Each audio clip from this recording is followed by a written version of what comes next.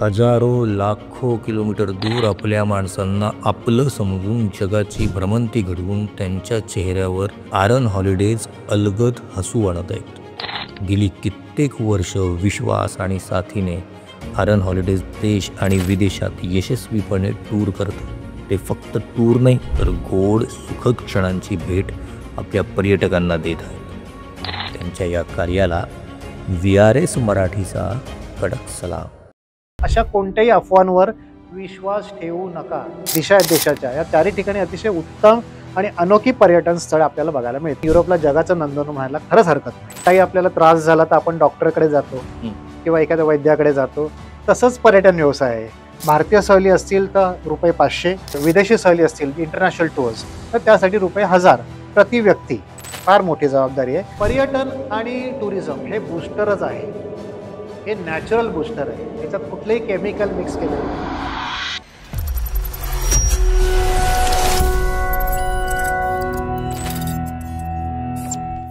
नमस्कार, मी ऋणेश रामचंद्र तांबे. बातमी आतली या कार्यक्रमामध्ये तुम्हा सगळ्यांचं स्वागत आहे. आज आपण भेटणार आहोत आरन हॉलिडेज या टूर्स अँड ट्रॅव्हल्स कंपनीचे सर्वेसर्वा पराग शिंदे सर. पर्यटन क्षेत्राचा व्यवसाय करत असताना लोकांच्या चेहऱ्यावर अलगद हसू आणणारे, लोकांच्या आयुष्यात एक सुखद क्षण आणणारे म्हणजे पराग शिंदे सर. आज आपण त्यांच्यासोबत गप्पा मारणार आहोत आणि त्यांच्याकडून टूर्स अँड ट्रॅव्हल्सचा जो काही व्यवसाय आहे त्या व्यवसायाबद्दल जाणून घेणार आहोत. तर आपण कोणताही वेळ न दवडता त्यांना भेटूयात. नमस्कार सर. नमस्कार. नमस्कार ऋणेशजी. सर, आम्ही तुमच्या कंपनीबद्दलची बरीच माहिती गोळा केली आणि त्यात आम्हाला असं जाणवलं की तुमच्या कंपनीसोबत जोडल्यानंतर एक व्यवसाय करण्याची किंवा एक रोख रक्कम कमवण्याची संधी आहे. तर तसं काही आहे का? हो, नक्कीच. आमची जी संकल्पना आहे, ज्याला आम्ही रेफर अ फ्रेंड म्हणतो इंग्लिशमध्ये, ही संकल्पना अशी आहे की बरीच मंडळी जी असतात ती त्यांच्या ओळखीने बऱ्याच लोकांना आमच्याकडे पर्यटनासाठी पाठवत असतात. त्यातून त्यांना एक गॅरंटी असते, कॉन्फिडन्स असतो की ह्यांची टूर जर आरन हॉलिडेज बरोबर गेली तर अतिशय सुंदर होणारच आहे. मग अशी जर मंडळी आपल्याला जर काही सपोर्ट करत असतील, मदत करत असतील, तर आपण त्यांच्या ऋणानुबंधमध्ये कुठेतरी अडकलेलो असतो आणि त्याचा काहीतरी मोबदला, फुल ना फुलाची पाकळी आपण म्हणूया त्याला, काहीतरी देणं हे आपल्याला एक बंधनकारक आहे. ह्याला आपण डील नको म्हणूया किंवा याला आपण बिझनेस नको म्हणूया, पण आपल्याकडून एक त्यांना काहीतरी छोटंसं उपहार म्हणून आम्ही एक ही संकल्पना राबवायला सुरुवात केली, ज्याच्या अंतर्गत जो कोणी आम्हाला भारतीय सहलींसाठी किंवा इंटरनॅशनल सहलीसाठी, विदेशी सहली आपण ज्यांना म्हणूया, त्यासाठी जो कोणी आम्हाला रेफरन्स देईल, त्यांच्या रेफरन्समधून किंवा ओळखीतून कोणी क्लायंट किंवा एखादे कस्टमर आमच्यावर ट्रॅव्हल करतील, तर त्यांना आपण एक छोटीशी भेट, जर भारतीय सहली असतील तर ₹500 आणि जर विदेशी सहली असतील इंटरनॅशनल टूर्स तर त्यासाठी ₹1000 प्रति व्यक्ती, हे आम्ही त्यांना त्याच्या अंतर्गत देत असतो. आणि त्याचा फायदा असा असतो त्यांना की ते स्वतः ह्याच्यामुळे मोटिवेट होतात. त्यांना असं वाटतं, अरे वा, आपण कोणाला तरी रेफर केलं, त्या माणसाची टूर तर नक्कीच चांगली झाली, पण आम्हालाही त्यातून एक काहीतरी मोबदला मिळाला, हे उत्तेजनार्थ आहे. ह्याच्यातून कोणताही व्यवसाय किंवा कोणत्याही प्रकारचं प्रोत्साहन आपण त्यांना चुकीच्या मार्गाने देत नाही, पण त्यांना त्याच्यातून आपण एन्करेज करतो की बाबा तुम्हाला त्यांच्या ओळखीचा पण फायदा झाला आणि त्यातून तुम्हाला 2 पैसे मिळून गेले. हा एक सुंदर आणि सिंपल कन्सेप्ट आम्ही रेफर अ फ्रेंड च्या माध्यमातून आपल्या पर्यटन व्यवसायात राबवत आहोत. हे करत असताना मला असं वाटतं की याच्यामध्ये कुठल्याच असं काही त्यामध्ये कॅटेगरी नाहीये की बाबा हा जो रेफर जो करण्याचा मित्राला म्हणा किंवा फॅमिलीमध्ये म्हणा, तर असं नाहीये की बाबा हे एक सिमिलर कॅटेगरी मधलाच माणूस करू शकतो. तर मला असं वाटतं की सगळ्याच व्यक्ती करू शकतात रेफर. एक्झॅक्टली, बरोबर आहे. ह्याच्यावर आम्ही कोणत्याही टर्म्स अँड कंडिशन मुळात ठेवलेल्या नाहीयेत. जनरली तुम्ही पर्यटन व्यवसायात जर तुम्ही असं काही स्कीम्स बघितलात तर त्यांना अनेक टर्म्स अँड कंडिशन असतात. म्हणजे अशा टर्म्स अँड कंडिशन असतात की शेवटी तो माणूस विचार करतो की आम्हाला मिळणार आहे की नाही गोष्टी समोर, जी तुम्हाला फ्री स्कीम आहे किंवा जे काही बेनिफिट्स आहेत ते ऍक्च्युअली मला मिळणार का. कारण एवढ्या प्रकारचे टर्म्स अँड कंडिशन असतात, त्यातून तो पास होऊन जाईपर्यंत त्याला ते मिळेल की नाही हे साशंक असतं. आम्ही या सगळ्या गोष्टींना सोडचिठ्ठी दिली. पहिली गोष्ट, आम्ही ही स्कीम अतिशय सिंपल केली.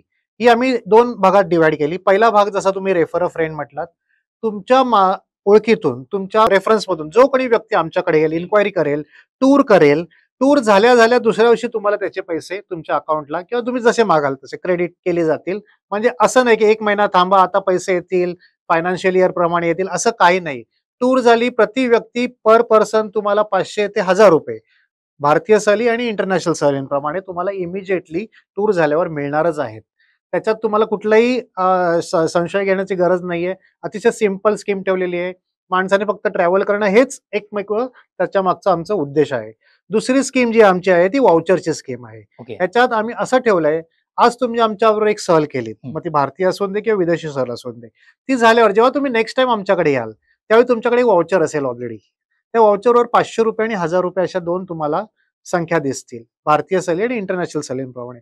नेक्स्ट टाईम जेव्हा तुम्ही कधीही याल, हे व्हाउचर फक्त तुम्हाला आमच्या पुढ्यात ठेवायचं आहे.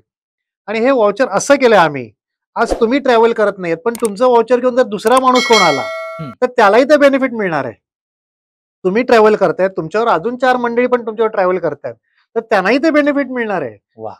एवढी आम्ही ती स्कीम मोठ्या प्रमाणात ओपन केलेली आहे, की असं नाही झालं पाहिजे, की माझ्या घरातले 4 मंडळी ट्रॅव्हल करतायत आणि फक्त बेनिफिट मला मिळाला ₹1000 तर त्या 3 मंडळींना का तुम्ही नाराज करताय? तर तसं नाही झालं पाहिजे. तर त्यांनाही तेवढंच समान हक्क मिळणं आणि त्यांना तेवढा समान आनंद मिळण्याचा हक्क आहे त्यांना. सो आम्ही ती स्कीम सगळ्यांसाठी ओपन ठेवलेली आहे. त्यालाही कुठलं आम्ही एज लिमिट, त्यालाही कुठले आम्ही अॅन्युअल लिमिट असं काही ठेवलेलं नाहीये. बिकॉज जनरली काय असतं, एका वर्षाच्या स्कीम असतात आणि मग 1 वर्षात जर कोण ट्रॅव्हल नाही केलं, तर तो म्हणतो, "अरे माझ्या तर काही उपयोगाचाच नाहीये." किंवा 6 महिन्याच्या स्कीम असतात. हं. मग असं व्हाउचर देऊन तुम्ही त्यांना काहीच देत नसता. व्हाउचरचा जो कन्सेप्ट आहे किंवा जो आपला संकल्पना आहे ती अशी आहे, की त्याचा फायदा त्याने घेतलाच पाहिजे. त्याच्यातून आपण काय करतोय ॲक्चुअली व्हाउचर देऊन किंवा रेफर अ फ्रेंड आम्ही आपल्याला मोटिव्हेट करतोय, की तुम्ही पर्यटन करा, प्रवास करा, फिरा. हे त्याच्या मागचा उद्देश आहे. तुम्ही 100 किंवा ₹1000 किंवा ₹500 मिळवा हा उद्देश नाहीये.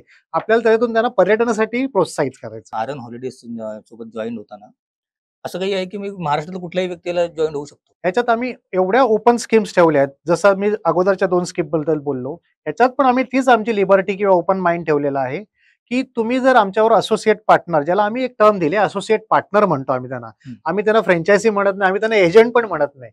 कारण ते आमचे असोसिएट पार्टनर आहेत. मग ते भले मुंबईतले असून देत, ठाण्यातले असून देत, पुण्यातले असून देत किंवा गोव्यातले असून देत.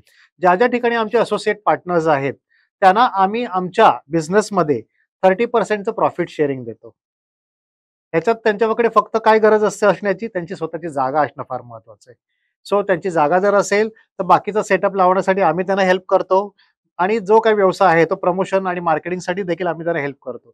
सो ते ऑलवेज आमचे असोसिएट पार्टनर आहेत. ना की ते आमचे एजंट आहेत, नाही ते फ्रँचायझी आहेत. Okay, okay. म्हणजे मला असं वाटतं, की हा मुद्दा आपला वेगळा आहे. कुठला असोसिएट पार्टनरचा. माझा असा मुद्दा होता, की जे आपण मित्रांना किंवा फॅमिलीजमध्ये रेफर करतो, हं. तर ती व्यक्ती मला असं वाटतं, की महाराष्ट्रातल्या काही कुठल्याही महाराष्ट्राला शहरातून काय कुठल्याही देशातली कुठलीही असू शकते ती. कानाकोपऱ्यातली व्यक्ती फोन करू कोणी शकते आम्हाला आणि सांगू शकतं, की आमच्याकडून असे व्यक्ती तुम्हाला फोन करतील, त्यांना सहलीवर जायचंय, त्यांना तुम्ही इन्फॉर्मेशन द्या. एवढ्या गोष्टी जरी आम्हाला मिळाल्या हां, हां, आणि हां. त्यांचा फोन नंबर जर आम्हाला मिळाला, तर एकदा त्यांची पुढची जी गोष्ट आहे, प्रोसेसिंग ज्याला आपण म्हणूया, त्यांना टूरबद्दल इन्फॉर्मेशन देणं, त्यांना कोटेशन पाठवणं, एकदा त्यांच्याकडून ओके आल्यावरती टूर प्रोसेस करणं, त्यांना व्यवस्थित आणि आनंददायी सर्व्हिसेस टूरवर देणं आणि आल्यावर तो जो त्यांचा काही फीडबॅक असेल, तो फीडबॅक घेणं, ही सगळी जबाबदारी आमची राहते. एकदा त्या व्यक्तीने टूरवर जायची तयारी दर्शवली, त्याने पैसे भरले, की जी कोणी व्यक्ती आम्हाला ज्यांच्या कॉन्टॅक्टमधून ते आलेत, इमिडिएटली त्यांना त्यांचे पैसे त्यांच्या अकाउंटला ट्रान्सफर केले जातात. ओके. तर मंडळी सरांनी क्लिअर केलेलं आहे. तुम्ही देशातल्या कुठल्याही कानाकोपऱ्यात असाल, तुमचे मित्रपरिवार असतील, नातेवाईक असतील, जर ते फिरायला जाणारे इच्छुक असतील, तर तुम्ही फोन करा. ह्या ऑफरचा फायदा तुम्हा सगळ्यांना मिळणार आहे. खाली नंबर असेल, त्या नंबरवरती फोन करा आणि आरन हॉलिडेज सोबत तुम्ही जॉइन व्हा. सर पुढचा प्रश्न. मला सांगा सर, की आरन हॉलिडेजचा प्रवास हा कधीपासून सुरू झाला? माझी स्वतःची पहिली वैयक्तिक माहिती सांगतो. मला ट्रॅव्हल इंडस्ट्री किंवा पर्यटन विश्वात जवळ-जवळ 20 वर्ष पूर्ण झाली आहेत. आणि आम्ही आर्न हॉलिडेज ही जी कंपनी आहे, याची स्थापना केली 2013 ला. आज जवळ-जवळ आम्हाला 12 वर्ष झाली या हां, व्यवसायात. बरोबर. ओके. 12 वर्षात आम्ही सुरुवात केली. सुरुवातीला छोट्या प्रमाणात आमची होती. नंतर हळू-हळू आमचा रिस्पॉन्स, आमच्या ज्या सर्व्हिसेस आहेत, या लोकांना आवडू लागल्या. भारतीय सहली, इंटरनॅशनल सहली ह्या आमच्या खूप पॉप्युलर व्हायला लागल्या आणि यातून लोकांची जी आम्हाला येणारी जी प्रतिसाद आहे, तो प्रतिसाद खूप मोठ्या प्रमाणात वाढायला लागला. आपण कुठून सुरुवात केली आपण? म्हणजे कुठल्या डिस्ट्रिक्टमधून, शहरातून? मुंबईपासूनच. हो, हो, मुंबईपासूनच हो. ना? मुंबईपासूनच. येस. ओके. मुंबईला आम्ही प्रथम आमचं ऑफिस सुरू केलं. त्यानंतर जसं आम्हाला रिस्पॉन्स आणि प्रतिसाद मिळायला लागला, बरेच लोकं जे आमचेच पर्यटक होते त्यांनीच सांगितलं, "सर आम्हाला तुमची एजन्सी किंवा आम्हाला तुमची कंपनीची आमच्या इथे ब्रांच घ्यायला आवडेल." वाह! हे त्यातलं मुख्य आहे. म्हणजे अनेक वेळा तुम्हाला कमर्शियल लोकं बघावी लागतात, जी तुमच्या कंपनीसाठी तुमचं ऑफिस चालवतील, व्यवसाय चालवतील. पण इथे तसं नाही झालं. इथे अनेक आमच्याच ओळखीच्या लोकांनी ज्यांनी आमच्यावर टूर्स केले आहेत, त्यांनीच सांगितलं, "एवढे छान जर टूर तुम्ही करता, तर आम्हाला आमच्या विभागात सुद्धा तुमची एखादी ब्रांच ठेवायला आवडेल." आणि अशा प्रकारे लोकांनी आम्हाला सहकार्य केलं आणि अशा प्रकारेच आम्ही पिंपरी चिंचवड, पुणे म्हणा किंवा गोवा म्हणा, या ठिकाणी आमच्या स्वतःच्या ब्रांचेस किंवा शाखा ओपन करू शकलो. म्हणजे जवळ-जवळ हा आर्यन हॉलिडेजचा प्रवास हा 12 वर्षांचा आहे. येस. 12 वर्षांमध्ये मला असं वाटतं की खूप मोठा प्रवास आहे. मोठा प्रवास. याच्यामध्ये आलेले एक्सपिरियन्स, अनुभव हे खूपच ते आपण ऐकणारच आहोत येस, आणि येस. आम्हाला जाणून घ्यायला मजा वाटेल. नक्की, नक्की. मला एक सांगा सर, आम्ही असं जसं हसल्याने माणसाचं हृदय विकाराचा धोका कमी होतो. तसं असं म्हणतात की फिरल्याने माणसाचं आयुर्मान वाढतं. तर हे खरं आहे का? आपण जसं प्रत्येक गोष्ट काही आपल्याला त्रास झाला तर आपण डॉक्टरकडे जातो हं. किंवा एखाद्या वैद्याकडे जातो. तसंच पर्यटन व्यवसाय आहे. जर तुम्हाला मानसिक काही त्रास असेल किंवा तुम्हाला थकल्यासारखं वाटतंय, आता खूप काम केल्यासारखं वाटतंय, आपण वर्षभर कामच करतोय. या सगळ्यातून जर तुम्हाला मुक्त व्हायचं असेल, तर पर्यटन किंवा फिरणं याच्यासारखा एक जालीम उपाय कुठेच नाहीये. अतिशय सुंदर, अतिशय आनंद देणारा असा तुम्हाला क्षण असतो, ज्याच्यातून तुम्ही पुढच्या अनेक दिवसांसाठी तुम्ही मन मोकळे होता. तुम्हाला एक नवीन ऊर्जा येते आणि त्या ऊर्जेतून पुढची काही वर्ष तुम्ही परत तुमच्या कामाला जोमाने लागता. सो कोणताही डॉक्टर किंवा वैद्याकडे न जाता तुम्ही स्वतःला रिज्युव्हनेट करू शकता. वाह! हे खूप भारी आहे सर. म्हणजे मी पण आम्ही पण जेव्हा जातो कुठे पिकनिकला म्हणा, ती 1 दिवसाची असेल, 2 दिवसाची असेल. पण ते जे काही तास आहेत, ते काही दिवस असतील म्हणा, त्यामध्ये ना आपण सगळा स्ट्रेस आणि ह्या सगळ्या गोष्टी विसरून जातो आणि तो एक क्षण त्या गोष्टीतून घेऊन येतो. बरोबर. म्हणून मी म्हटलं, की सुरुवातीला आर्यन हॉलिडेज ही प्रत्येकाच्या पर्यटकांच्या आयुष्यांमध्ये सुखद क्षण आणि अलगद हसू देणारी हा बरोबर, व्यवसाय आहे. बरोबर, बरोबर. याला मी अजून थोडं इलॅबोरेट करू शकतो. कारण जी मंडळी येत असतात, हं. ती डेफिनेटली त्यांचा जो 5 दिवसाचा, 10 दिवसाचा कालावधी आहे, हा अतिशय अविस्मरणीय करण्यासाठी येत असतात. हां. तर त्यांची ही जी अविस्मरणीय करण्याची जी स्वप्न संकल्पना असते, ती पूर्णत्वास आणणं ही आपली जबाबदारी आहे. ते एवढे पैसे खर्च करून आपल्यावर येत असतात, आपल्यावर विश्वास टाकून येत असतात. अनेक वेळा त्या व्यक्तीने आपल्याला बघितलेलं देखील नसतं. सर्वात महत्त्वाचा भाग मी सांगतो. हं. इथे अनेक व्यक्ती ज्या आहेत, पर्यटक आहेत, त्यांनी आपल्याला बघितलेलं पण नसतं. नुसत्या रेफरन्सनी, जसं आपण मगाशी रेफरन्सबद्दल बोललो. एखाद्या व्यक्तीने सांगितलं, की आम्ही यांच्याबरोबर गेलोय, तुम्ही पण जा. हां. या एकाच शब्दावर ते आमच्यावर आले असतात. म्हणजे तुम्ही विचार करा केवढी जबाबदारी वाढली आहे. इथे कुठल्याही टीव्हीवर ॲडव्हर्टाइजमेंट झालेली नाहीये. कुठल्याही वर्तमानपत्रात ॲडव्हर्टाइजमेंट नाही झालेली आहे. तरी एक माणूस त्याचे काही लाख रुपये आपल्याकडे देऊन त्यांच्या पर्यटनासाठी आपल्याकडे येतोय. म्हणजे काय केवढी मोठी तुमच्याकडे इन्व्हेस्टमेंट आली. ही इन्व्हेस्टमेंट पैशाची नाहीये, ही विश्वासाची इन्व्हेस्टमेंट आहे. हो. सो त्या विश्वासाच्या इन्व्हेस्टमेंटला तुम्हाला डबल करणं फार महत्वाचं आहे. ती जबाबदारी सर मोठी आहे. फार मोठी जबाबदारी आहे. सो ही संकल्पना जास्त मोठी आहे, की आपण लोकांना तो जो त्यांचा अपेक्षित आनंद आहे, हा त्यांच्या सहलीच्या माध्यमातून देणं खूप खूप गरजेचं आहे. ओके.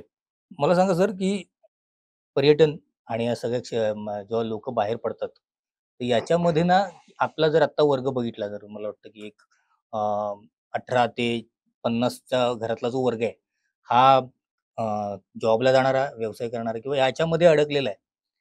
पण जे फिरायला जातात ते मला वाटतं, की जे रिटायरमेंट पर्सन्स आहेत किंवा सीनियर सिटिझन आहेत, यांचं हे जास्त जातात. पण मला एक सांगा, हे जे 18 ते 50 वयोगटातली जी माणसं आहेत, त्यांना तुम्ही फिरण्यासाठी काय सल्ला द्याल? बघा, पर्यटन हे ॲक्चुअली 3 विभागात डिव्हाईड झालेलं आहे. हं. एक कॅटेगरी आहे ती मुलांची कॅटेगरी असते. ती हं. शाळेत जाणारी किंवा कॉलेजमध्ये जाणारी असतात. दुसरी कॅटेगरी आहे ती वर्किंग कॅटेगरी म्हणूया, जे आता कामाला जातात, त्यांच्या नोकरी धंद्यानिमित्त बाहेर असतात.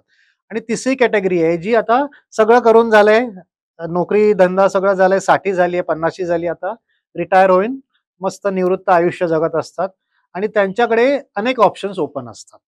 सो या तिन्ही कॅटेगरीत असं आम्ही सांगू शकतो, की मुलांना येस, मुलं वर्षभर अभ्यास करतात, मेहनत करतात. त्यांना पण कुठेतरी एक ब्रेकची गरज असते. हं. मग तुम्ही तो ब्रेक त्यांना 1 दिवसाचा द्या, 10 दिवसाचा द्या. येस, तो मस्ट आहे त्यांच्यासाठी. कारण त्यांना त्यांच्या पुढच्या करिअरसाठी, पुढच्या अभ्यासासाठी तो फार त्यांना उपयुक्त ठरू शकतो. बूस्टर आहे लाइक. बूस्टर आहे. येस. पर्यटन आणि टुरिझम हे बूस्टरच आहे. हे नॅचरल बूस्टर आहे. ह्याच्यात कुठलंही केमिकल मिक्स केलेलं नाहीये. ओके. ह्याच्यातून तुम्हाला जो आनंद मिळेल, हा आनंद तुम्हाला कुठेही कोणी एवढा अविस्मरणीय आनंद देऊ शकणार नाही. दुसरी कॅटेगरी आहे जी आपण म्हटली जी वर्किंग आहे, जे नोकऱ्या करतात, धंदा करतात, जसं आहे त्यांच्या कॅपॅसिटी प्रमाणे. तर त्यांना गरज असते की काय 8-8 तास, 10-10 तास ते कंपनीत काम करत असतात, ओव्हरटाईम करत असतात. शनिवार, रविवार पण बऱ्याच लोकांना जावं लागतं कामावर त्यांच्या. सो अशा लोकांना सुट्ट्या मिळणं फार डिफिकल्ट असतं. कारण सुट्टी मागायला गेली तर बहुतेक वेळा ती नाहीच म्हटली जाते. तर अशा वेळी जेव्हा केव्हा त्यांना सुट्टी मिळेल, एका दिवसापासून ते अगदी 15 दिवसापर्यंत, तर त्या सुट्टीचा त्यांनी उपभोग हा घेतलाच पाहिजे. आणि तो कसा घेऊ शकता? तर पर्यटनासारखा दुसरा तुम्हाला कोणताही पर्याय नाही. तुम्ही कुठेही जा, फिरायला जा, तुमच्या अगदी गावाला जा पाहिजे फिरायला. हं. अगदी तुम्हाला बजेटचं रिस्ट्रिक्शन असेल, तर तुम्ही गावी फिरायला जा. पण जा. कारण त्याच्यातून त्या 10 दिवसात जी ऊर्जा मिळेल, तुम्ही जे गावातलं तुमचं पर्यटन कराल, तर ते तुम्हाला पुढच्या काही दिवसांसाठी नक्कीच तुम्हाला उत्तेजक ठरणार आहे. आणि तिसरी कॅटेगरी जशी मी तुम्हाला म्हटली, जी आता रिटायर्ड आहे. त्यांच्या नोकरी, धंदा ह्या सगळ्या गोष्टींचा ते मोकळे झालेले आहेत आणि आता काय करायचं? वेळेचं नियोजन कसं करायचं? पैसे आहेत, सगळं आहे, वेळेचं नियोजन कसं करायचं? तर अशी मंडळी ही अगदी बिनधास्त टूरवर जातात. म्हणजे ही मंडळी जी आहेत, ज्यांना आपण सीनियर सिटिझन्स म्हणूया, ही वर्षातून 2दा ट्रॅव्हल कमीत कमी करतातच करतात. हा आमचा अनुभव आहे. सो त्या मंडळींना तर आम्हाला सांगायची पण गरज लागत नाही. ते फक्त वाट बघत असतात, की पुढची तुमची टूर आता कधी आहे? बरोबर. आम्ही सर तुमच्या सोशल मीडिया पेजवरती बरेच फोटोज, व्हिडिओज बघितले. तर त्यामध्ये जसं तुम्ही म्हणालात, की सीनियर सिटिझनचा एक वर्ग आमच्यासोबत जास्त आहे. तर ते खरंच आम्ही बघितलं, की ते फोटो आणि व्हिडिओमध्ये आहेत, की सीनियर सिटिझनचा वर्ग तुमच्यासोबत जास्त फिरायला येतो. तर ते म्हणजे काय तुम्ही जादू केलीत त्यांच्यावरती? कारण सीनियर सिटिझनना सांभाळणं, एखाद्या लहान मुलाला सांभाळण्यासारखं आहे. बरोबर, त्यांची काळजी घेणं, त्यांची चिडचिड होणं, ह्या सगळ्या ज्या गोष्टी आहेत, बरोबर. ह्या तुम्ही कशाप्रकारे हाताळता आणि अव्हॉइड करता? एक्झॅक्टली. बरोबर. हा फार मुख्य भाग आहे. लहान मुलं आणि सीनियर सिटिझन ह्या दोन्ही समान कॅटेगरीज आहेत आमच्यासाठी. म्हणजे जसं आपण एखाद्या 10 वर्षाच्या मुलाची काळजी घेतो, तशीच आम्हाला 60 वर्षाच्या, 70 वर्षाच्या, अगदी 80 वर्षापर्यंत ज्या आमच्याकडे आजी आल्या होत्या, त्या अगदी 80 वर्षापर्यंतच्या होत्या. बापरे! आणि त्यांना नेणं, त्यांना अगदी सुरुवातीपासून सर्व्हिस देणं, त्यांच्या मुंबईपासूनच्या ज्या गरजा आहेत, टूरवरच्या गरजा आहेत आणि परत आणून त्यांना मुंबई एअरपोर्टला आणून परत सोडणं, इथपर्यंत सगळ्या गरजा ज्या आहेत, ज्या काळजी घ्यायच्या आवश्यकता आहेत, त्या सगळ्या आम्ही घेत असतो. कुठलीही कुरकूर आम्ही करत नाही, की हे सीनियर सिटिझन आहेत, काय सारखं तेच-तेच चाललंय, काय विचारतात, काय यांच्या कंप्लेंट्स असणारच आहेत, पण त्या वेगळ्या कंप्लेंट असतात. कारण ज्या बॅकग्राऊंडमधून, ज्या त्या घरातून किंवा ज्या बॅकग्राऊंडमध्ये आलेल्या असतात, तिथल्या त्या सगळ्या समस्यांमधून त्यांना बाहेर यायचं असतं. त्या कुठे ना कुठेतरी त्या टूरवर ते व्यक्त करत असतात. त्यांची अपेक्षा असते, की आम्हाला कोणीतरी ऐकावं, हं. आमच्याशी कोणी बोलावं आणि आम्हाला मन मोकळं फिरता यावं. ही त्यांची मुख्य अपेक्षा असते. त्यामुळे त्यांना दिल्या जाणाऱ्या सर्व्हिसेस ह्या सुद्धा त्याच क्वालिटीच्या असतात. त्यांची राहण्याची हॉटेलची सोय, त्यांची फिरण्याची सोय, बरं ते कुठे फिरतायत, कुठल्या वातावरणात फिरतायत हे फार महत्वाचं असतं. म्हणजे टूर आहे म्हणजे सगळं आलबेल असं नसं नाही. कधी-कधी वातावरण चेंज होतं, कधी-कधी तिकडच्या सिच्युएशन चेंज होतात. बऱ्याच लोकांना चालायचे प्रॉब्लेम असतात, कारण वय झालेलं असतं. अशा वेळी तुम्ही त्यांना जर म्हणालात, "चला सगळे चाललेत, तुम्ही का नाही चालत?" तर असं नाही होऊ शकत. तर त्यांचा स्पीड, त्यांची गती ह्या सगळ्या गोष्टी लक्षात ठेवून त्यांना त्यांचं पर्यटन घडवणं हे फार म्हणजे फार जिकिरीचं काम आहे, जे आम्ही लीलया पार पाडत आहोत आत्तापर्यंत देवाच्या कृपेने.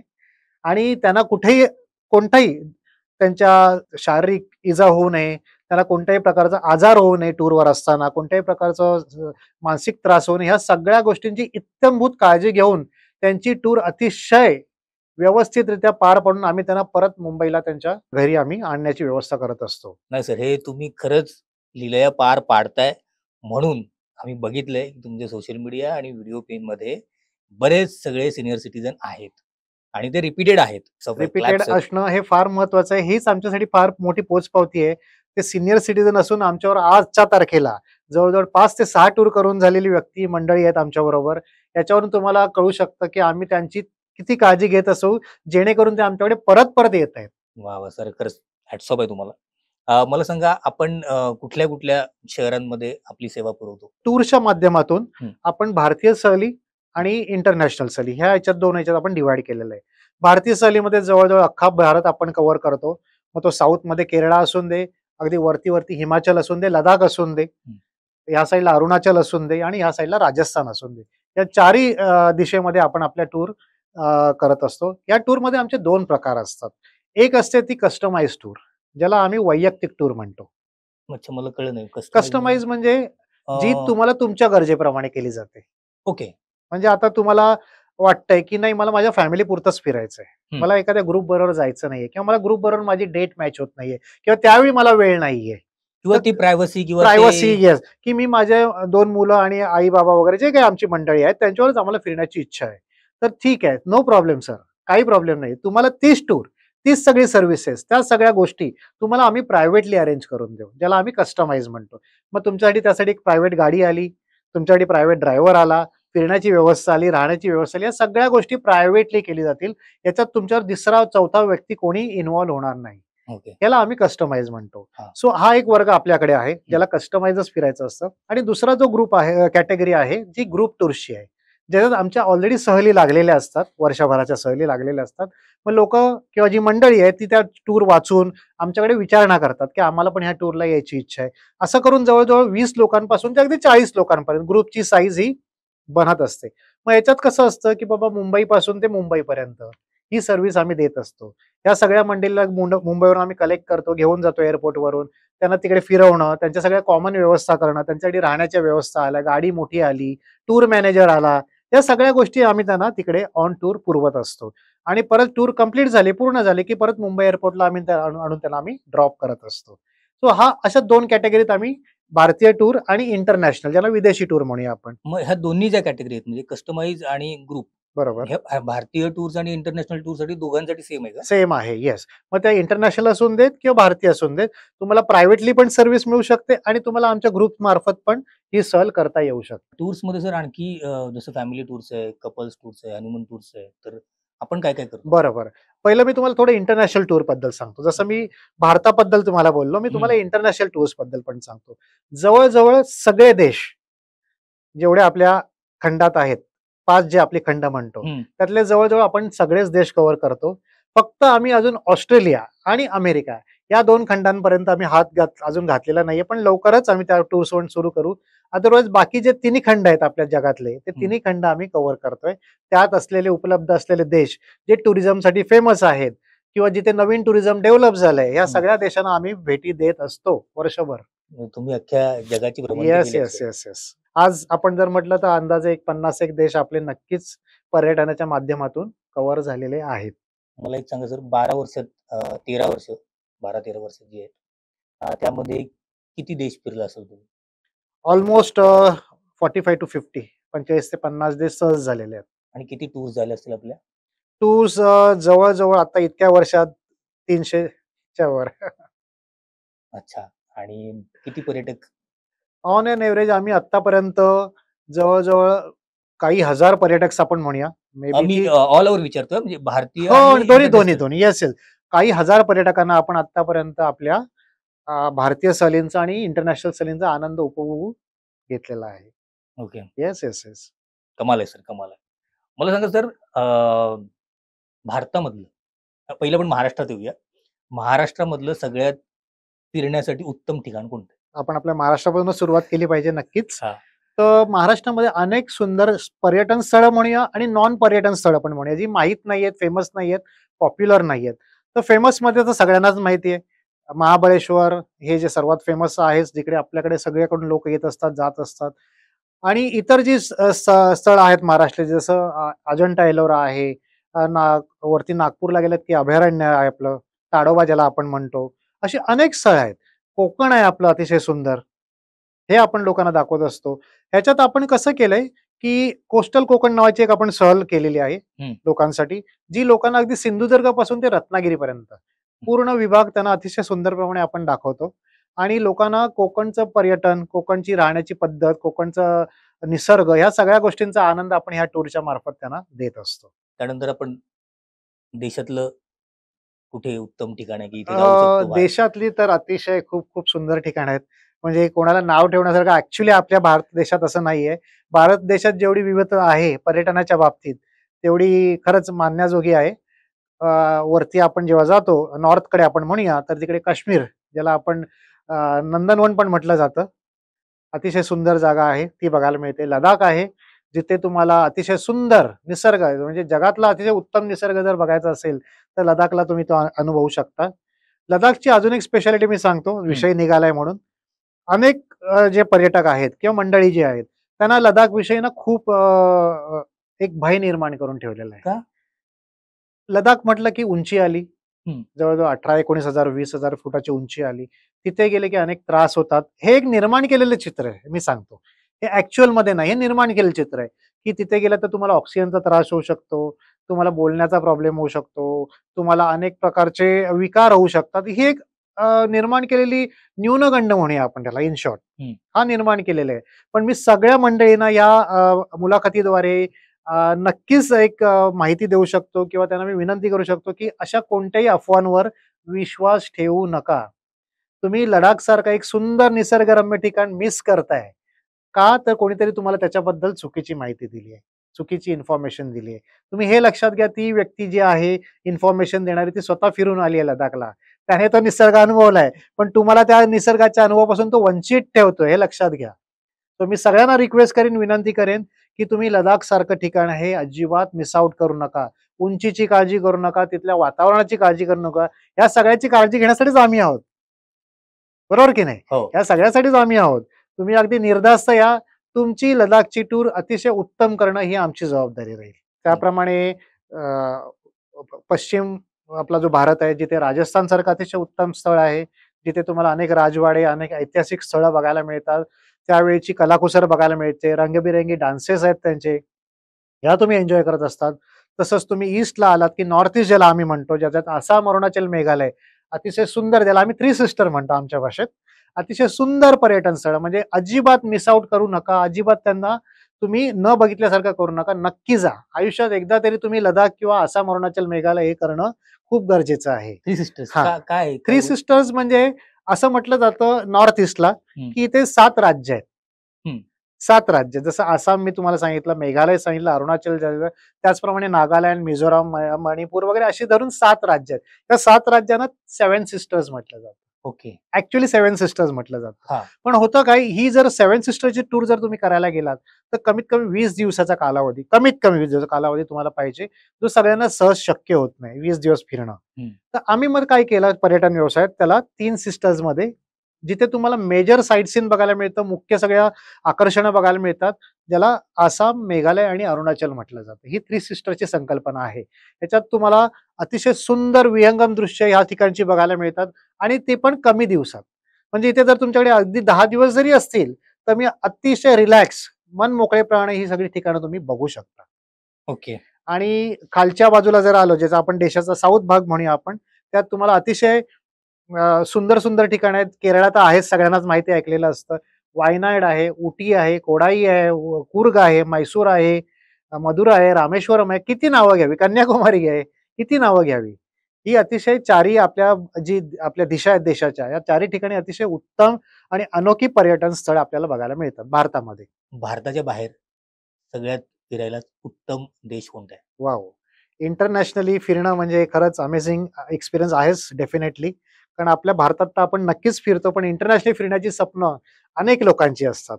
सो जर तुम्हाला खरंच वेळ आहे, भरपूर वेळ आहे, 10 ते दिवसांचा ते 15 दिवसांचा, तर मी सर्वात पहिलं तुम्हाला सांगेन, की तुम्ही नक्कीच युरोप बघा. युरोप असा देश आहे किंवा असा खंड आहे, जो जसं आपण भारतामध्ये काश्मीरला नंदनवन म्हणतो, तसं आपण युरोपला जगाचं नंदनवन म्हणायला खरंच हरकत नाही. जगाचं नंदन. जगाचं नंदनवन. कारण ह्या ठिकाणी तुम्ही एकाच छताखाली अनेक देश, अनेक पर्यटन स्थळं, अनेक प्रकारची विविधता, संस्कृती, कला, खाण्यापिण्याच्या ज्या त्यांच्या सवयी आहेत, ह्या सगळ्या एकाच वेळी तुम्ही अनुभवत असता. कमीत कमी 7 ते 8 देश तुम्ही ह्या 11 ते 12 दिवसात फिरत असता. आणि जर तुमच्याकडे अजून वेळ असेल 15 दिवसाचा, तर तुम्ही कमीत कमी 10 ते 12 देशांना तुम्ही व्हिजिट करू शकता. अनेकता में विविधता जो आपण म्हणतो, हे तुम्हाला तिथे एन्जॉय करता येईल. निसर्ग, अतिशय उत्तम निसर्ग, अतिशय उत्तम वेदर, ज्याला आपण वातावरण म्हणूया, मग असलेल्या तिकडच्या फॅसिलिटीज, हॉटेल्स, त्यांच्या गाड्या, त्यांच्या मेंटेन करण्याच्या सवयी, त्यांची गार्डन्स, हे रस्ते, हे अतिशय मनमोहक आहे. म्हणजे कुठली गोष्ट अशी युरोपमध्ये नाही जी मनमोहक नाहीये. प्रत्येक गोष्ट तुम्हाला कुठे ना कुठेतरी तुम्हाला आकर्षित करते आणि लोकांना ती ठिकाणं बघायला खूप आवडतात. आम्ही त्यासाठी लोकांसाठी 2 पर्याय आणलेलेच आहेत ऑलरेडी, जे आम्ही दरवर्षी करतच असतो. त्यातला एक आमच्याकडे 11 दिवसांचा पर्याय आहे आणि दुसरा आहे तो 15 दिवसांचा पर्याय आहे. लोकं त्यांच्या सवडीप्रमाणे आणि त्यांच्या कॅपॅसिटीप्रमाणे आणि त्यांच्या बजेटप्रमाणे हे दोन्ही पर्याय निवडत असतात आमच्याकडे. तर युरोपबद्दल इतकं ऐकल्यानंतर मला उत्सुकता आहे, की युरोपची टूर आपण किती म्हणजे आर्थिकदृष्ट्या किती रुपयांमध्ये करता? अगदी जी मी तुम्हाला पहिला ऑप्शन सांगितला 10 दिवसांचा किंवा 11 दिवसांचा, या टूरची आजच्या तारखेला जी किंमत आहे ती जवळ-जवळ ₹2,80,000 ते ₹3,00,000 आहे. हां. पण ही पूर्ण सहलीची किंमत झाली. मुंबई एअरपोर्टला जी सुरू होईल तुमची सहल, ती पूर्ण सगळं फिरून, परत तुम्हाला मुंबई एअरपोर्टला आणून ड्रॉप करेपर्यंत. त्याच्यात तुमचं राहणं-खाणं, फिरणं, हॉटेल्स, एंट्री फीज, व्हिसा, ज्या काही गोष्टींची गरज आहे, या सगळ्या गोष्टींची याच्यात काळजी घेतली आहे. तुम्हाला फक्त यायचंय ते शॉपिंगचे पैसे घेऊन. Okay, okay, okay, okay. या व्यतिरिक्त जर मी तुम्हाला इतर जर देश सांगितले, युरोप तर 110% तुम्ही बघाच, मी तर नक्कीच तुम्हाला सगळ्यांना आवर्जून सांगेन. त्याच्या व्यतिरिक्त जर देश आहेत, जसे अगदी सुरुवात एखाद्याला करायची आहे, ज्याचं बजेट अगदी 3,00,000चं नाहीये, पण छोट्या टूरपासून सुरुवात करायची आहे, तर साउथ ईस्ट एशिया, ज्याला आपण सिंगापूर, थायलंड, मलेशिया म्हणतो, हं. जे आपल्या देशापासून जवळ पण आहे. तर या ठिकाणी जाऊन तुम्ही मलेशिया, थायलंड आणि सिंगापूर हे छोटे-छोटे देश अगदी छोट्या-छोट्या वेळामध्ये 5 दिवसापासून ते अगदी 8 दिवसापर्यंत तुम्ही हे एन्जॉय करू शकता. अतिशय सुंदर देश आहेत, खूप डेव्हलप्ड देश आहेत. त्यांची संस्कृती, त्यांची कला, त्यांची राहणीमान हे सगळं तुम्ही ह्या 8 दिवसामध्ये एन्जॉय करू शकता आणि बजेटमध्ये हे पण फ्रेंडली देश आहेत. ओके. अतिशय बजेट फ्रेंडली देश असल्यामुळे लोकांची किंवा मंडळींची पहिली जी पसंती असते एखाद्या इंटरनॅशनल टूरसाठी, तर ती नेहमीच सिंगापूर, थायलंड, मलेशिया ही असतेच असते. त्याच्या व्यतिरिक्त तुम्ही दुबईला जाऊ शकता. दुबईमध्ये तुम्हाला अतिशय जागतिक स्तराच्या गोष्टी बघायला मिळतात. अतिशय जागतिक स्तराचे वर्ल्ड रेकॉर्ड असलेले मॉन्युमेंट्स तुम्हाला बघायला मिळतात. ते अजून कुठे तुम्हाला बघायला मिळत नाहीत. जगातले ऑलमोस्ट सगळे जे वर्ल्ड रेकॉर्ड आहेत आपण म्हणूया, जे दुबईमध्ये स्थित आहेत, ते तुम्ही एन्जॉय करू शकता. अगदी 5 दिवसाचा कमीत कमी कालावधी जरी तुम्ही काढू शकलात, हं. तरी तुम्ही दुबईसारखी अनोखी टूर या केसमध्ये करू शकता. ओके. त्याच्या व्यतिरिक्त बाली आहे इंडोनेशियामध्ये, अतिशय सुंदर कल्चर.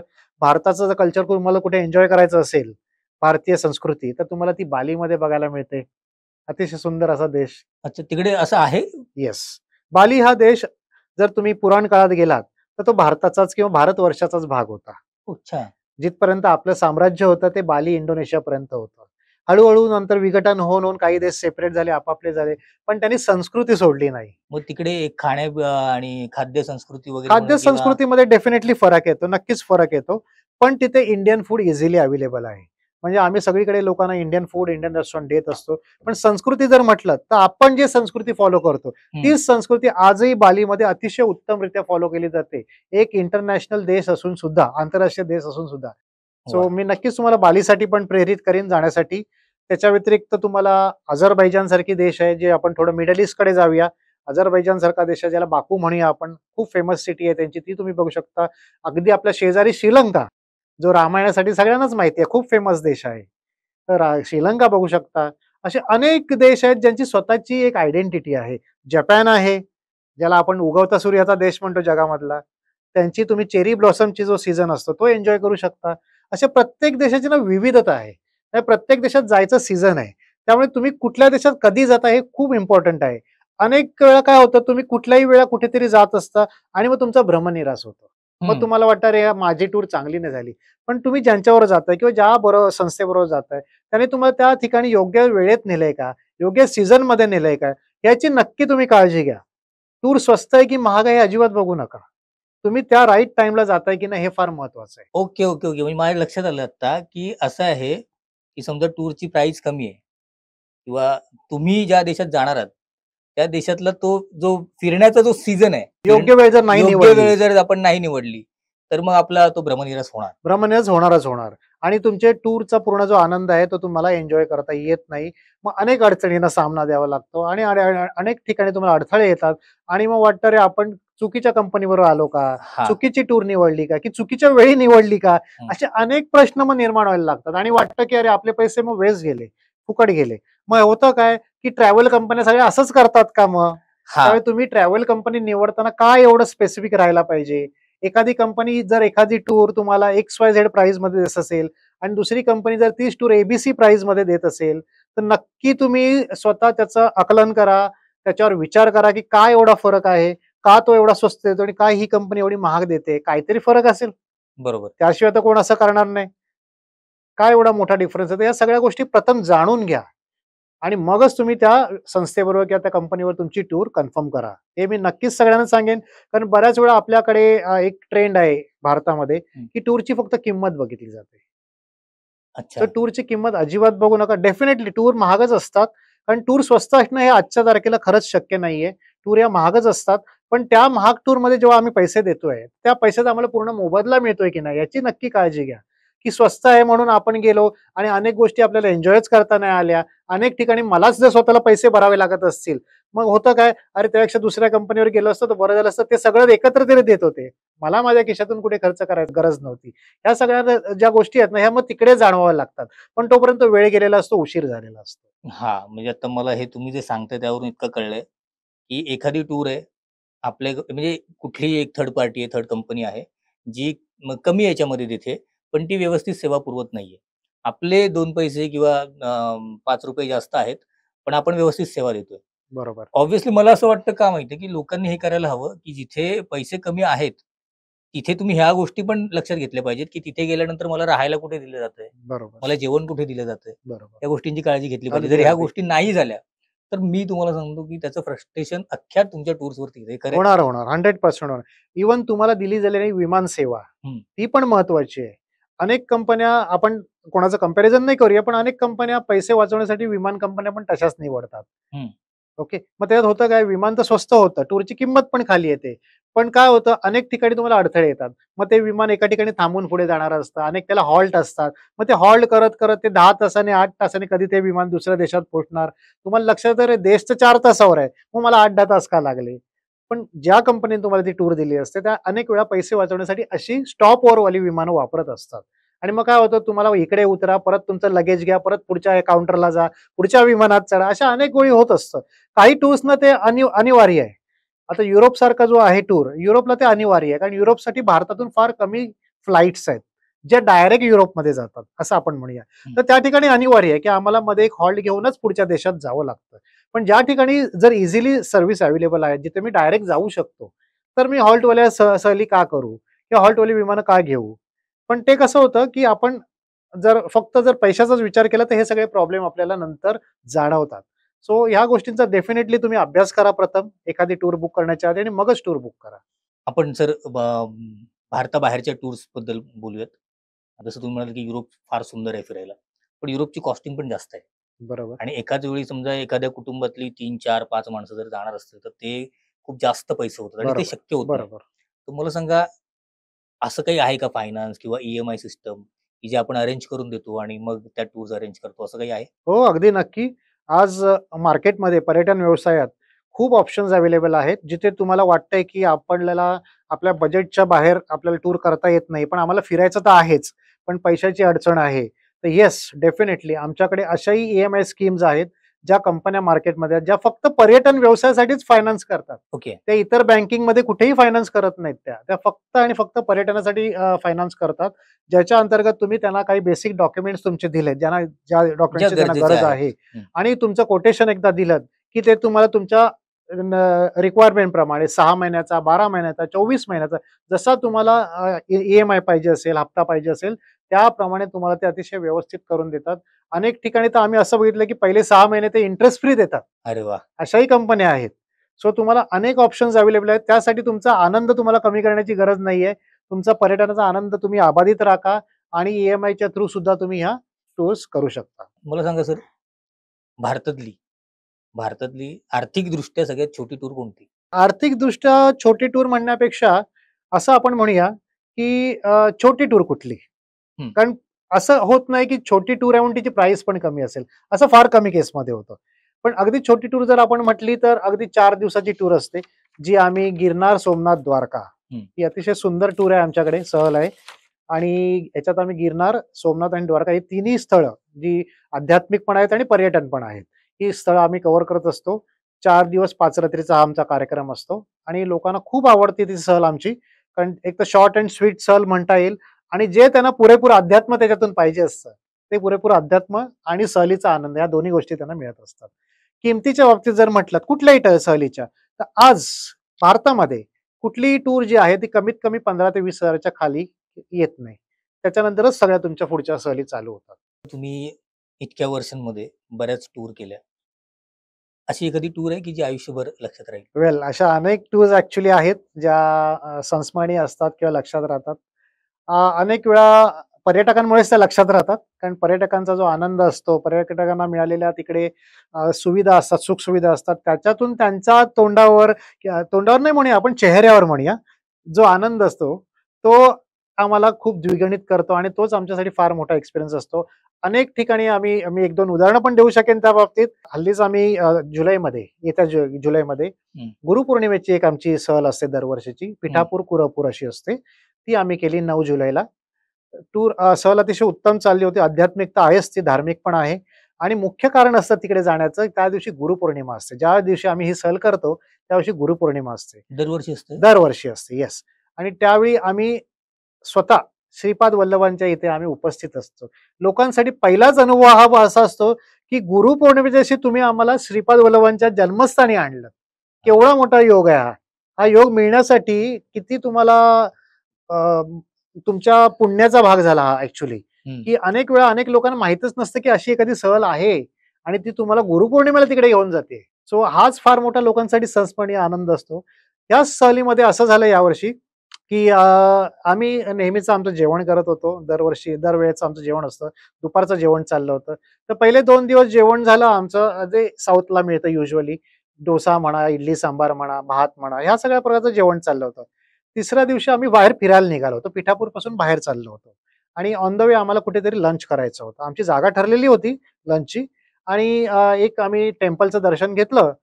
ज्याला सत्यनारायण टेम्पल म्हटलं जातं, त्याचं दर्शन घेतलं आणि आता आम्ही जेवायला चला म्हटलं मंडळी. मंडळी आमच्याबरोबर गाडीतच होती सगळी. त्यांना वाटलं ठीक आहे, तेच जेवण जेवणार आहे आपण. जे आपल्याला डोसा मिळतो, इडली मिळतं, सांबार राईस जे काय असेल ते मिळतं. त्यांच्या मनात तेच चाललं होतं. आम्ही आमच्या फूड मॉलला थांबलो एका ठिकाणी जो आमचा ठरलेला असतो आणि तिथे फूड मॉलमध्ये सगळे ऑप्शन्स होते लोकांकडे. अगदी व्हेज पासून ते अगदी म्हणजे व्हेजमध्येच पण सगळे ऑप्शन्स. तर त्यांना वाटलं, की आम्हाला काय जेवायला मिळणार? हे तेच ऑर्डर देणार काहीतरी, जे नेहमी देतात. आम्ही फक्त लोकांना एवढंच सांगितलं, "मंडळी तुम्हाला जे आवडेल ना, ते तुम्ही ऑर्डर करा. जे तुम्हाला खावंसं वाटतं ना इथे, ते ऑर्डर करा." त्यांच्या चेहऱ्यावरचा जो त्यावेळेचा जो आश्चर्यचकित करणारा भाव होता ना, तो खूप बघण्यासारखा होता. कारण त्यांना वाटलं, की आपल्याला काहीतरी वेगळं खायला मिळतं इथे. वॉव! म्हणजे आम्ही आमच्या पद्धतीने ऑर्डर करू शकतो. मग भले ते व्हेज चायनीज असून दे, कोणाला बिर्याणी व्हेज घ्यायची असेल, काही घेऊ शकत होते तिथे ते. तर त्याच्यात एक आमचे गेस्ट होते, आमचे पर्यटक होते, डॉक्टर बिर्ला म्हणून. त्यांनी मला बोलावलं जवळ, "पराग इकडे या तुम्ही. आज ना तुम्ही आम्हाला सरप्राईज केलंत." मी म्हटलं, "काय झालं सर?" "आज तुम्ही आम्हाला आमच्या चॉईस प्रमाणे खाऊन दिलत." म्हणजे मी मनात असा विचार करत होतो, की आम्हाला काहीतरी ना खरंच वेगळं खायला मिळालं पाहिजे. कारण आम्ही 2 दिवस वेगळं खातोय. आज काहीतरी वेगळं खायला मिळालं पाहिजे. तर तुम्ही ना मनकावडे आहात. तुम्ही आमच्या मनातलं ओळखलत. बोललो, "सर बरोबर बोललात तुम्ही." म्हटलं, "सहल करणाऱ्या किंवा पर्यटन करणाऱ्या कंपन्या बऱ्याच आहेत.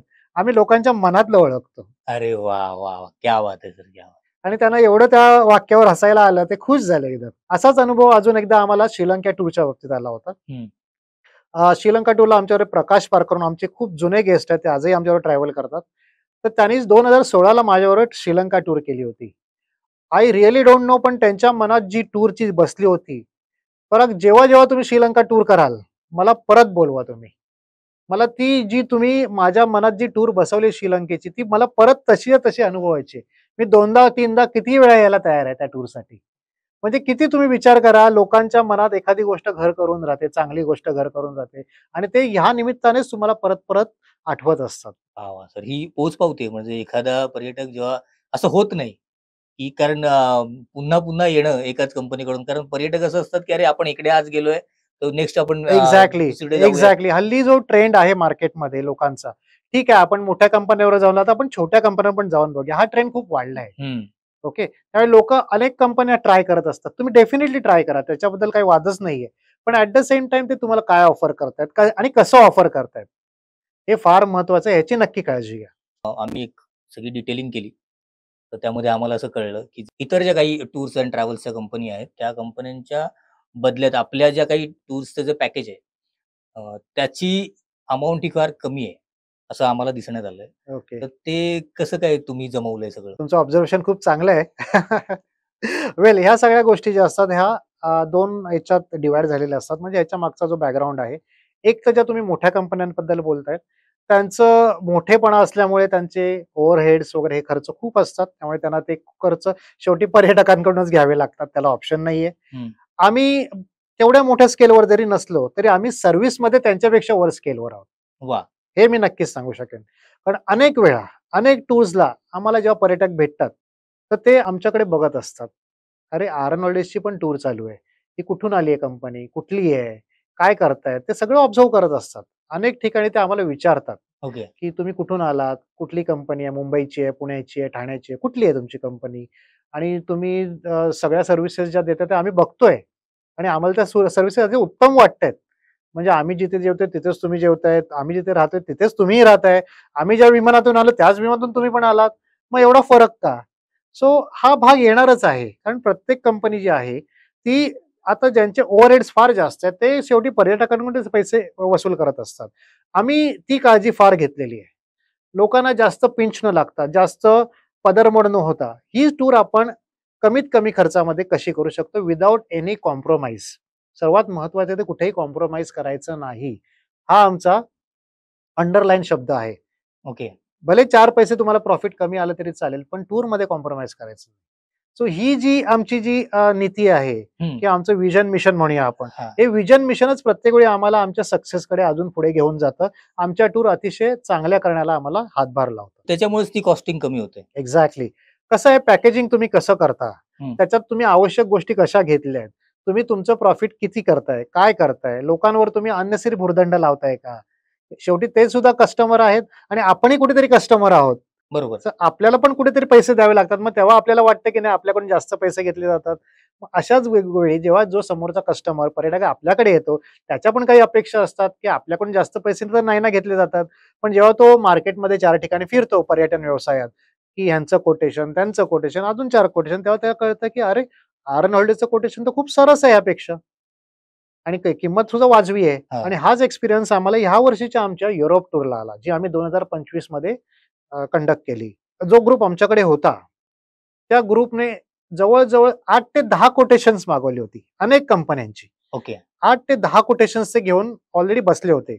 आणि आमच्या जसं मी रेफर अ फ्रेंड मगाशी सांगितलं, हां. तशाच आमच्या एका पर्यटकाने सांगितलं, "अहो तुम्ही आरन हॉलिडेजकडून कोटेशन घेतलेत का?"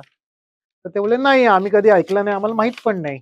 तर त्यांनी सांगितलं, "हा नंबर घ्या, या नंबरवर फोन करा आणि आरन हॉलिडेजकडून तुम्ही ह्याच टूरचं तुम्ही कोटेशन मागवा." तर त्यांचं त्याप्रमाणे मला कॉल आला त्यांचा. मी म्हटलं, "सर काय रिक्वायरमेंट आहेत? सांगा तुम्ही किती दिवस आणि कुठे जाणार आहे काय सगळं?" तर त्यांनी सांगितलं, "बघा आम्ही ह्या देश फायनल केलेत. आम्हाला ह्या ठिकाणी फिरायचंय आणि आम्हाला सगळ्या गोष्टी इन्क्लूड पाहिजेत. आम्हाला वेगळं काही ॲडिशनल खर्च काही नकोय." तर "ठीक आहे सर, आम्ही तुमच्या पॅकेजवर काम करतो." जवळ-जवळ 25 मंडळी होती. 25 हं. युरोप टूरसाठी. म्हटलं, "ठीक आहे सर, तुमच्या पॅकेजवर आम्ही काम करायला सुरुवात करतो आणि काही दिवसातच तुम्हाला आम्ही कोटेशन देतो." ही गोष्ट होती नोव्हेंबर 2024 मधली. ओके. टूर होती 2025 मे महिन्यातली. हं. नोव्हेंबर एंडपर्यंत आम्ही त्यांना कोटेशन दिलं. त्यांनी ते कोटेशन बघितलं. पहिल्याच कोटेशनमध्ये ॲक्चुअली ते सरप्राईज झाले होते. हां. म्हणजे कॉस्ट आणि सगळंच बघून ते म्हणतात इन्क्लुजन्स पण तेच दिसतायत, कॉस्टिंग पण कमी दिसते. त्याने आम्हाला एक दिवस बोलवलं, की आता आपण वन अँड वन मीटिंग करूया. बरोबर. सगळे भेटूया. आम्ही आमच्या बाकीच्या इतर मेंबर्सना पण बोलवतो. म्हणलं, "ठीक आहे सर, भेटूया आपण. नक्कीच भेटू." तर आम्ही त्यांना भेटलो. त्यांचेही काही 7-8 मेंबर त्यावेळी उपस्थित होते तिथे. आणि मीटिंग सुरू झाली, की कॉस्टिंग म्हणा, तुमचं इन्क्लुजन्स वगैरे. आम्ही जवळ-जवळ 8 ते 10 कोटेशन्स मागवली आहेत. पण आम्हाला तुमची कॉस्टिंग खूप सरस वाटते आणि तुम्ही कुठलीही गोष्ट मिस आउट पण नाही करत आहेत त्या केसमध्ये. बोललो, "सर येस, डेफिनेटली. आमची हीच स्पेशालिटी आहे," म्हटलं. तर त्यांनी सांगितलं आम्ही काय-काय मागवलंय, कोणाकडून मागवलं. पण त्यांनी सांगितलं प्रत्येकात काही ना काहीतरी त्यांनी मला खामी सांगितली. हां. त्याच्याकडे हे आहे, तर ते नाहीये, ते आहे, तर हे नाहीये. म्हटलं, "सर असंच होणार." सगळं एकत्र देण्यासाठी फार मोठी जिगर लागते आणि ती आमच्याकडे जिगर आहे म्हटलं. हां. आम्ही 4 पैसे कमी प्रॉफिट करू, पण तुम्हाला चांगल्या सर्व्हिसेस देऊ. ओके. आणि असं करता-करता त्यांनी फायनली डिसेंबरमध्ये ती टूर आमच्याबरोबरच कन्फर्म केली. अगदी नावाजलेल्या कंपनीची कोटेशन्स असून सुद्धा त्यांनी फायनली 25 लोकांची टूर ही आमच्याबरोबर कन्फर्म केली युरोपची. केवढी मोठी पोचपावती असेल. हो. म्हणजे याच्यात 2 गोष्टी घडल्या. एक तर आमची कॉस्टिंग आणि आमच्या सर्व्हिसेस आणि ज्या माणसाने, ज्या व्यक्तीने त्यांना रेफरन्स दिला होता, त्याच्या एका शब्दाखातर त्याने आमच्याकडे ती टूर बुक केली. जवळ-जवळ 2,80,000 ची टूर. वाह! वाह! वाह! मला एकंदरीत असं कळलं सगळं जे तुम्ही सांगताय त्याच्यावरून चित्र मला असं कळतंय. एक XYZ ब्रँड आहे आणि आपली आरन आरन हॉलिडेजची हॉलिडेजची कंपनी आहे. टूर्स आहे. मला असं वाटते XYZ ब्रँड सेम टूर त्याच हॉटेलमध्ये जाऊन त्यांचे पर्यटक राहतायत. आपले पण सेम त्याच हॉटेलमध्ये जाऊन पर्यटक राहतायत. म्हणजे आपण सर्व्हिसेस आणि सगळं सेम देतो किंवा त्यापेक्षा अधिक देतोय. पण एक्झॅक्टली. आपली कॉस्टिंग कमी. अधिकच देतो आपण. आपल्या टूरवर नेहमी अधिकच असतं, प्लसच असतं सगळं. हां. आणि त्यात आपली कॉस्टिंग कमी आहे. मगाशी जसं मी एक तुम्हाला अनुभव शेअर करत होतो, एक अनुभव राहिला तुम्हाला सांगायचा. पिठापूर कुरवपूर टूरचाच आहे परत तो. आमची सहल ऑलमोस्ट झाली होती आणि शेवटचं दर्शन करून आम्ही रायचूर, कर्नाटकमधलं जे रेल्वे स्टेशन आहे तिकडे यायला निघालो होतो. तर रायचूरला येताना आम्हाला ऑन द वे लंच करायचा होता. तर लंच करायच्या वेळी एका ठिकाणी आम्हाला थांबायचं होतं लंचसाठी स्टेशनच्या थोडंसं अगोदर. तर आम्ही सगळी मंडळी आमच्या गाडीतून आलो, व्हेइकलमधून आलो आणि त्या ठिकाणी मी घेऊन गेलो आमच्या मंडळींना सगळ्यांना. त्यांनी जागा बघितली. ओके, ओके वाटलं त्यांना हॉटेल. पण जेव्हा ते आतमध्ये बसले आणि जेव्हा त्यांच्या समोर त्यांना कळलं, की हे मराठी माणसाचं हॉटेल आहे आणि इथे त्यांना मराठी मेनू मिळणार आहे पूर्ण खायला. रायचूरमध्ये. रायचूरमध्ये, कर्नाटकमध्ये. अरे! Absolutely Marathi menu. म्हणजे डाळिंबीची उसळ, वरण, भात, पापड, लोणचं अरे! आणि त्याच्यावर अगदी कहर म्हणजे पुरणपोळी. वाह! वाह! वाह! अरे! म्हणजे शेवटी फक्त एकच शब्द त्यांनी मला सांगितला, "तुम्ही आमची तोंडच बंद करून केलीत, आम्हाला पुरणपोळी देऊन." याच्यापुढे आम्ही कंप्लेंटच करू शकत नाही, की अरे याच्यात बाकी 4 दिवसात काय झालंय आम्ही विसरलो. आम्हाला तुम्ही एवढा आनंद दिलात ह्या जेवणामुळे, आम्ही पुरणपोळी अगदी मनसोक्त खाल्ली. म्हणून आमच्या कुठल्याही सहलीला सगळं अधिकच असतं, जे लोकांनी कधी इमॅजिन केलेलं नसतं, की असंही आपल्याला काहीतरी मिळू शकतं. टूर्स अँड ट्रॅव्हल इंडस्ट्रीचं पुढचं एकंदरीत काय भविष्य वाटतं तुम्हाला? भविष्य फारच उज्ज्वल आहे. कारण कसं आहे ना, आता प्रत्येक जो समाज आहे आपला, तो खूप अपग्रेड होतोय. एक-एक कॅटेगरी ऑल्वेज वर जाते, लक्षात घ्या. जो काल थोडा सेमी मिडल क्लास होता किंवा हं. अगदी खालच्या क्लासमध्ये तो आज मिडल क्लास होतोय, अपर मिडल क्लास होतोय आणि तो अजूनही वरच्या क्लासपर्यंत जातोय. हं. आणि ह्या सगळ्यांसाठी त्यांना आमच्याकडून ऑल्वेज शुभेच्छा. त्यांच्या फायनान्शियल ह्याच्यात वृद्धी हो, त्यांची ग्रोथ हो आणि त्यांना सगळी सुखं मिळावीत. आणि तो जो क्लास जसजसा अपर क्लासकडे जातोय, तो त्याच्या ट्रॅव्हलिंग्सच्या किंवा पर्यटनाच्या व्याख्या बदलतोय. जो काल फक्त महाबळेश्वर आणि माथेरानमध्ये फिरत होता, हं. तो आता पुढे जाऊन तो शिमला मनालीचा विचार करतोय. जो कालपर्यंत शिमला मनालीत फिरत होता, तो आता थायलंडचा विचार करतोय. जो थायलंडचा विचार करत होता, तो आता दुबईचा विचार करतोय. जो दुबईचा विचार करतो, तो जपानचा विचार करतो आणि जो जपानचा विचार करतो, आता युरोपचा विचार करतोय. म्हणजे ही कॅटेगरी आहे ना, ही वृद्धिंगतच होत चाललेली आहे. त्यामुळे नवीन-नवीन जी पर्यटकांची संख्या ही प्रत्येक वेळी वाढणारच आहे. ओके. सो पर्यटनाचं भविष्य हे अतिशय उज्ज्वल आहे आणि त्यातून नक्कीच ही त्यांना जे नवीन पर्यटक सुद्धा उपलब्ध होत आहेत, त्यांना सुद्धा अतिशय सुंदर सर्व्हिसेस या पर्यटनाच्या माध्यमातून मिळणार आहेत.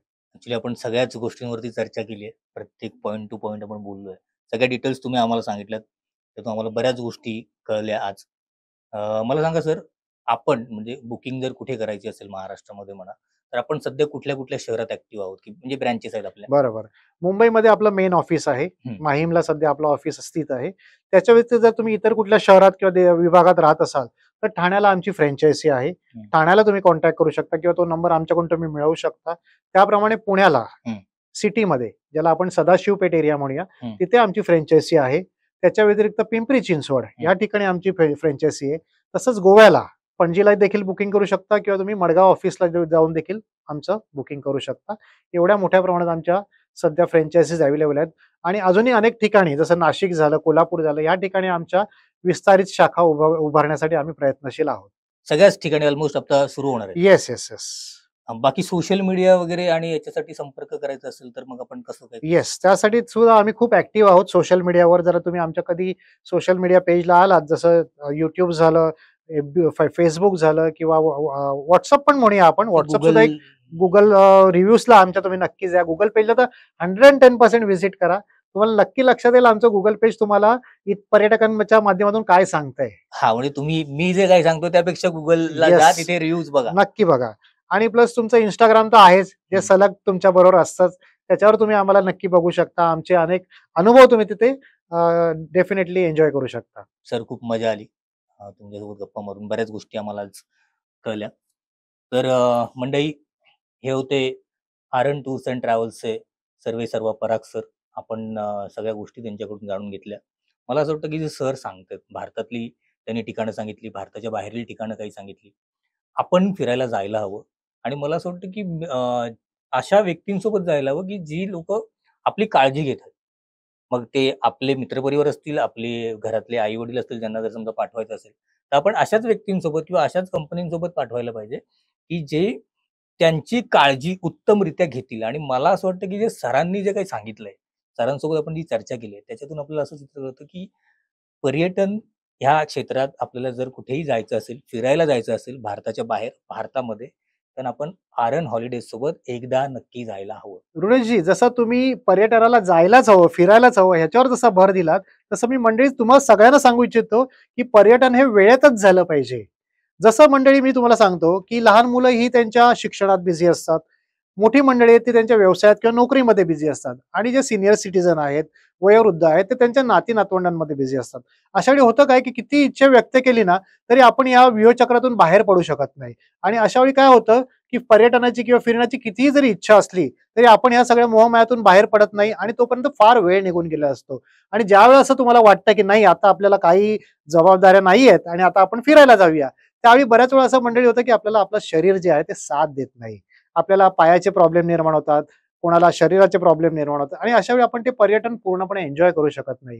म्हणजे जशी मराठीत म्हण आहे ना मंडळी, की चणे आहेत पण दात नाहीत. ती परिस्थिती नेमकी होऊन जाते. सो ही परिस्थिती आपल्या कोणावरही येऊन देऊ नका. जेव्हा तुमचे हात सुदृढ आहेत, तुमचं मन शांत आहे, तुम्ही चालता बोलता आहात, तोपर्यंतच पर्यटन करून घ्या. सगळ्या जगाचा, सगळ्या देशाचा खूप अनुभव घ्या. अतिशय सुंदर तुम्ही मेमरीज क्रिएट करा. अतिशय अविस्मरणीय अनुभव क्रिएट करा, पण वेळेत करा. वाह सर! खरंच तुम्ही म्हणजे शेवटी जाता-जाता लोकांना खरंच एक उत्तमरित्या मेसेज दिलेला आहे, की बाबा लोकांनी फिरायला जायला हवं. फिरायलाच पाहिजे. येस. म्हणजे मला असं वाटतं, की त्यांनी कामाच्या रहाट-गाड्यातून थोडासा वेळ काढायला पाहिजे आपल्यासाठी, स्वतःसाठी आणि 1 दिवसाची का होईना, 2 दिवसाची का होईना, 4 दिवसांची का होईना, पण वर्षभरात एकदा टूरला जायला हवं. त्याने तुम्हाला बूस्टर मिळणार आहे आणि तुमच्या आयुष्यात कमालीचा एक क्षण तुम्ही त्या क्षणाचा गाठोडा तुमच्याशी बांधणार आहात. सो मंडळी आपण नक्की फिरायला जायला पाहिजे. आज आपण सरांसोबत गप्पा मारल्या. खूप मजा आली सर. बऱ्याच गोष्टी आम्हाला तुमच्याकडून कळल्या. अ, नवीन भागामध्ये आपण नवीन व्यक्तींना भेटू. त्यांच्यासोबत पण गप्पा मारू. तोपर्यंत आमचा व्हिडिओ जर तुम्हाला आवडला तर नक्की कमेंट करा, लाईक करा, शेअर करा आणि हो, हा व्हिडिओ जितक्या लोकांपर्यंत तुम्हाला पाठवता येईल तेवढं पाठवा. धन्यवाद.